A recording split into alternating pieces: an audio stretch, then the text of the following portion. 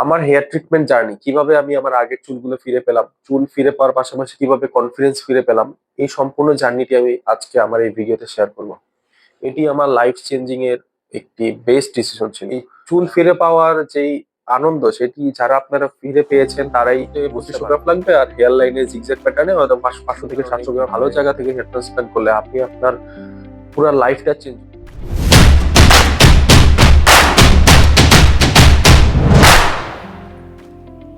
আসসালামু আলাইকুম, আমি আলসাবাব হেয়ার ট্রান্সপ্লান্ট বাংলাদেশ চ্যানেলটিতে আপনাদেরকে স্বাগতম। আপনারা জানেন আমি এই নিয়ে দুইবার হেয়ার ট্রান্সপ্লান্ট করেছি। 2017 সাল, আজ থেকে প্রায় 8 বছর আগের কথা। তখন আমার কেবলমাত্র চুল পড়া শুরু হয়েছে, আমার কপালের দুই পাশে আস্তে আস্তে ফাঁকা হতে শুরু হয়েছে। তখন আমার এক বড় ভাই আমাকে মিনক্সিডিল ব্যবহার করার পরামর্শ দেয়, কিন্তু আমি সেটি নিয়ে যখন একটু রিসার্চ করলাম আমি দেখলাম যে এটি নাকি ব্যবহার করলে কন্টিনিউ করে যেতে হয়, যেটি অনেকেই এখন ভাবেন এরকম। আমিও এরকম ভেবেছিলাম, কিন্তু এটি ভেবে আমি আর আগাইনি। সেটি ছিল আমার খুব বড় একটি ভুল। দ্বিতীয়ত, আমার অনেক রিলেটিভ অথবা ফ্যামিলি মেম্বার অনেকে সাজেস্ট করে যে মাথার চুল নেড়া করলে আগের থেকে চুল অনেক ঘন হবে। তো যেহেতু ফ্যামিলি মেম্বার বা রিলেটিভরা সাজেস্ট করেছে, আমি তাদের পরামর্শ মতো চুলটা ন্যাড়া করে ফেলি। এটি ছিল আমার দ্বিতীয় ভুল। এই ভুলগুলোর কারণে যেটা হয়েছে, আমার চুল আগে থেকে অনেক কমে গিয়েছে। মিনক্সিডিল ব্যবহার করলে যে চুলগুলো আমি ধরে রাখতে পারতাম, সেগুলো আমি ধরে রাখতে পারিনি। আর চুল ন্যাড়া করার কারণে আমার মাথার যে চুলগুলো আগে ছিল ন্যাড়া করার আগে, ন্যাড়া করার পরে আমি সেই চুলগুলো কোনো একটা কারণে তার 30% চুল আমার গজায়নি। এভাবে করে আস্তে আস্তে চুল পাকা হতে লাগলো।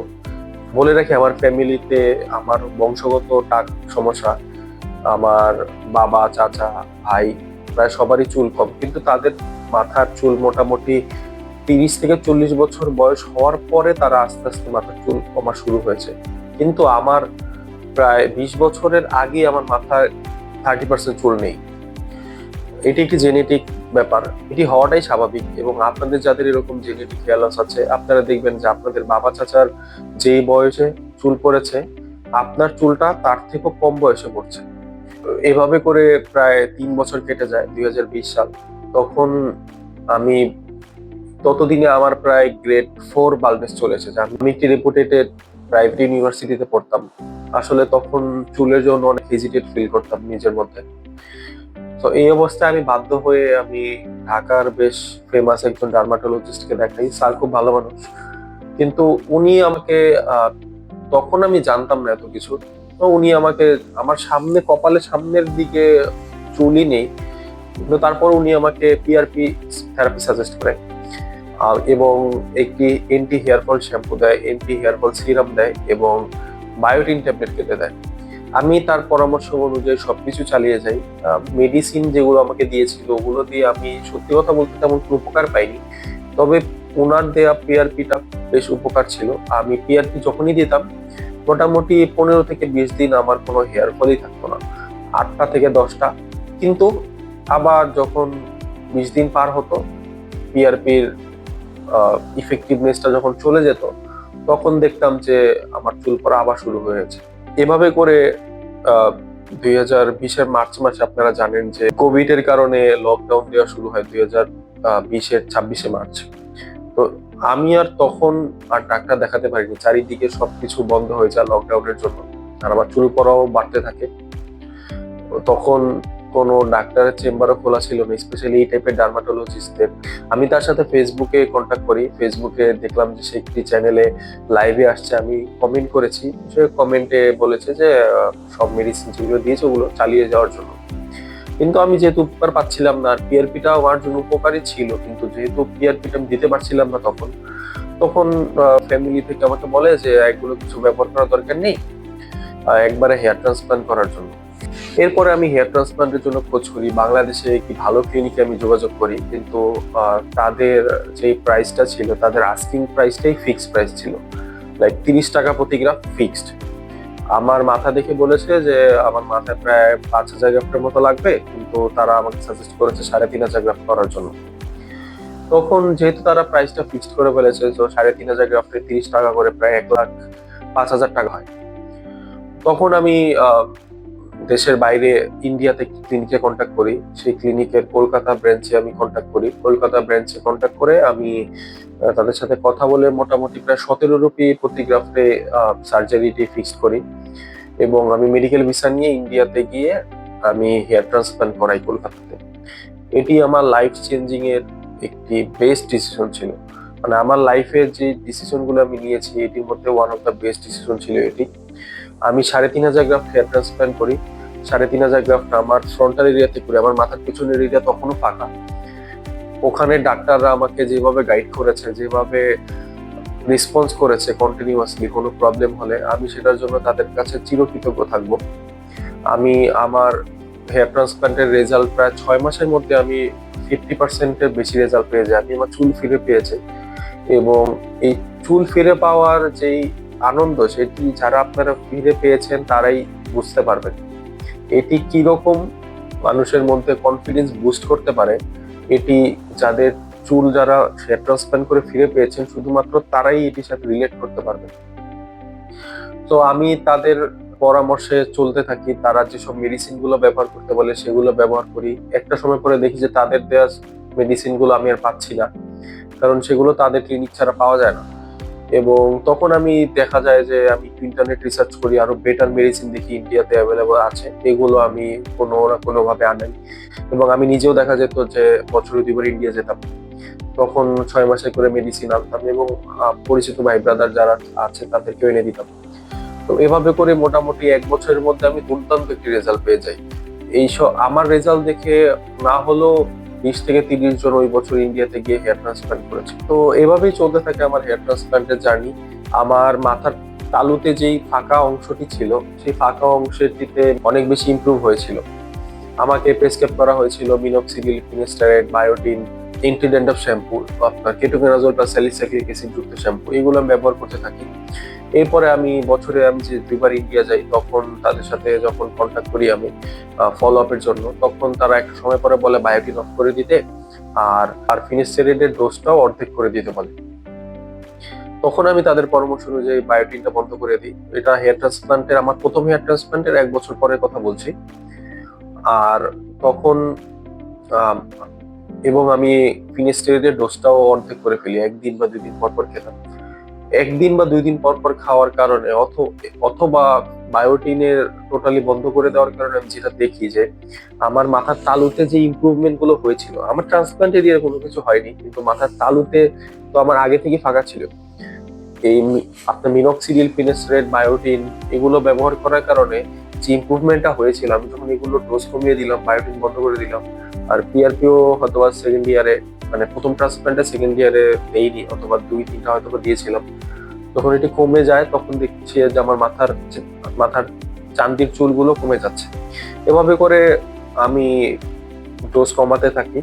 আমার ট্রান্সপ্লান্টেড হেয়ার কিছুটা কমে, কিন্তু সেটা আসলে মানে অন্য কেউ চোখে, মানে অন্য কেউ খালি চোখে দেখলে বুঝতো না, কিন্তু আমি বুঝতাম। কিন্তু সেটা খুবই সামান্য, লাইক প্রতি বছরে 2-5% চুল মানে কমে যেত, যেটি খুবই স্বাভাবিক। এটি মেডিসিন বন্ধ করার কারণে এরকম হওয়ার কথা না।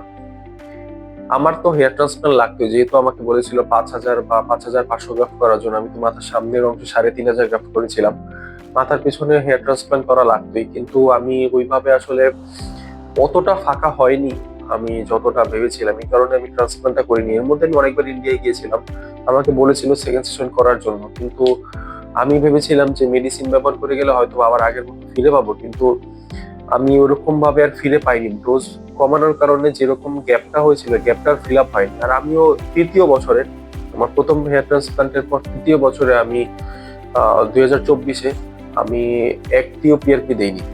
তখন দেখি যে আমার মাথার মাঝখানের চুল যেটা যেটা ট্রান্সপ্লান্ট করা না, সেগুলো আরো ফাঁকা হয়ে যাচ্ছে। তখন আমি পরামর্শ করি এবং বাংলাদেশের একটি ক্লিনিকে আমি যোগাযোগ করি, এবং বাংলাদেশের একটি ক্লিনিকে যখন আমি কন্ট্যাক্ট করি তখন তারা আমাকে বলে যে 2500 গ্রাফটের মতো লাগবে মাথার তালুতে। তখন হালকা একটু ইউ শেপের হেয়ার লাইন দিয়েছিল, তখন এরকম এত অ্যাডভান্স মেথড ছিল না। এখন যেরকম জিগজ্যাগ প্যাটার্নে হেয়ার লাইন দেয়, তখন এরকম কোনো কিছু ছিল না। এগুলো ডে বাই ডে অনেক ইমপ্রুভমেন্ট হচ্ছে, নতুন টেকনোলজি আসছে। 2024-এ যখন আমি হেয়ার ট্রান্সপ্লান্ট করার ডিসিশন নিই, তখন আমাকে বলেছিল তালুতে 2500 গ্রাফট লাগবে আর হেয়ার লাইনে জিগজ্যাগ প্যাটার্নে 500 থেকে 700 গ্রাফটে একটা কারেকশন লাগবে। তো আমি চিন্তা করলাম যে দেশের বাইরে না গিয়ে বাংলাদেশে যেহেতু একটা ভালো ক্লিনিক আছে, তো সেখানে করে ফেলি। এবং আমাকে ডাক্তাররা বললো যে যেহেতু এটা আমার সেকেন্ড সার্জারি, তো পুরো একটু নর্মাল মেথডে না করে একটু অ্যাডভান্স মেথডে করা উচিত। অ্যাডভান্স মেথডে করলে যেটা হয় যে তাদের কথা অনুযায়ী যে সেখানে যে গ্রাফট গুলো তারা এক্সট্রাক্ট করে নর্মাল স্যালাইন ওয়াটারে না রেখে তারা একটি জিএফসি সলিউশনে রাখবে এবং সেটার মধ্যে টেম্পারেচার কন্ট্রোল মেশিনও থাকবে, যার কারণে গ্রাফটটা অনেকক্ষণ যাবত টিকে থাকবে, সার্ভাইভ করবে। লাইক 100টা গ্রাফটের মধ্যে 90টা গ্রাফটের মতো সেটা সার্ভাইভ করবে। আমিও তাদের পরামর্শ অনুযায়ী রাজি হয়েছি। আমার খরচ একটু বেশি হয়, কিন্তু যেহেতু তারা বলেছে অবশ্যই আমার ভালোর জন্যই বলেছে, আমিও তাদের পরামর্শ অনুযায়ী 3000 গ্রাফটের প্রিপারেশন নিয়ে যাই। আমার মোটামুটি 3150 বা 3200 মতো গ্রাফট লাগে আর কি।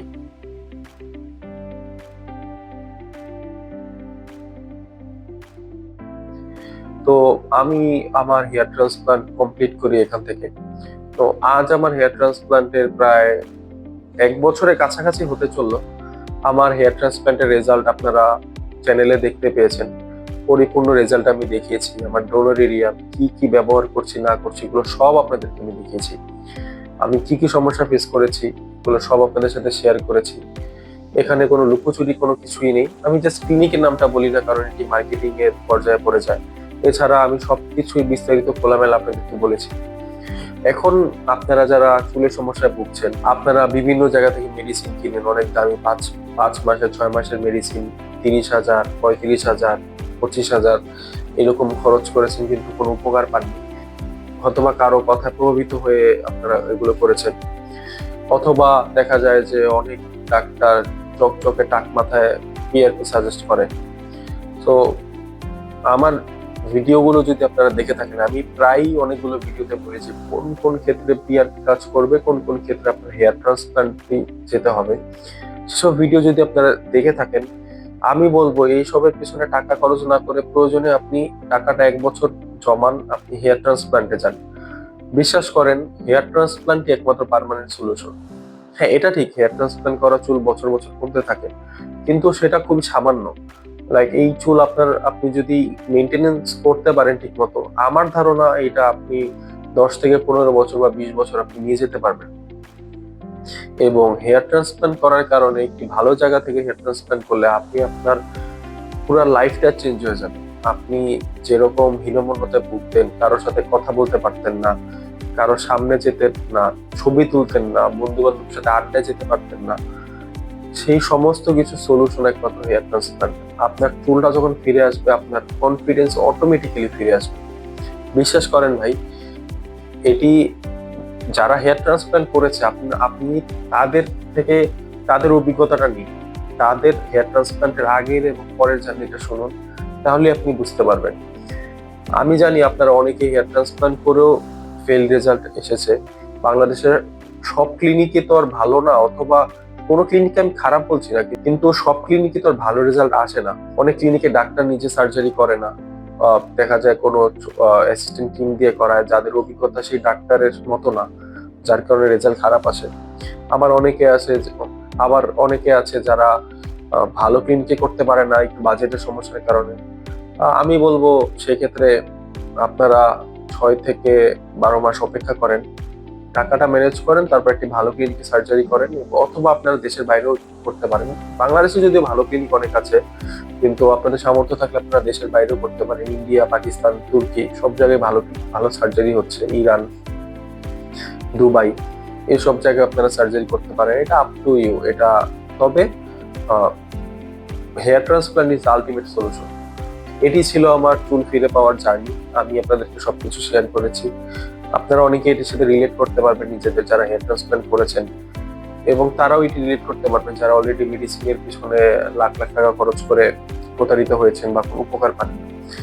তো এই ভিডিওটি দেখে যদি নতুন কিছু জেনে থাকেন অথবা উপকার পেয়ে থাকেন, অবশ্যই লাইক কমেন্ট করবেন, অবশ্যই কমেন্টে জানাবেন এবং সাবস্ক্রাইব করে পাশে থাকবেন। ধন্যবাদ। আসসালামু আলাইকুম।